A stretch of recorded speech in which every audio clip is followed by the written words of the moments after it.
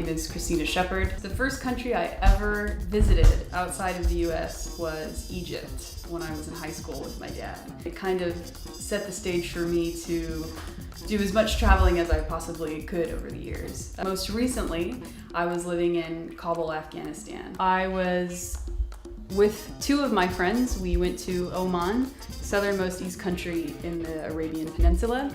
When we got there, we had a little bit of an older, lonely planet. We arrived in the capital city, Muscat, and we looked for the cheapest available option as far as sleeping goes. And we found it, finally, after a while of trying to find it because it had switched names, switched ownership. We got there and the desk clerk was a little bit hesitant to give us a room at first, but finally he did. And we were up on the top floor, kind of like where the least expensive rooms were.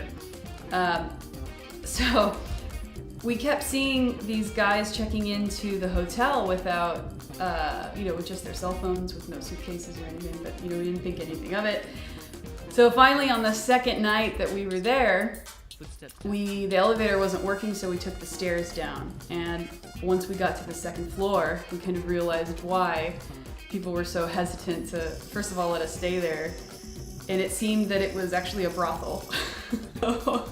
So it seemed all right. We found that out. We went back upstairs and just finished out our last night at the hotel. One of the best things I think about my time in Afghanistan, where I spent about 2.5 years, was my dog, which I adopted her from Afghanistan. She was living in the compound where I was living, just a wild dog. No one had walked them, no, they didn't have collars on. So finally when I got there, I tried to train them a little bit, which was difficult because they were the typical, anxious, high energy shepherds. They're shepherd mixes.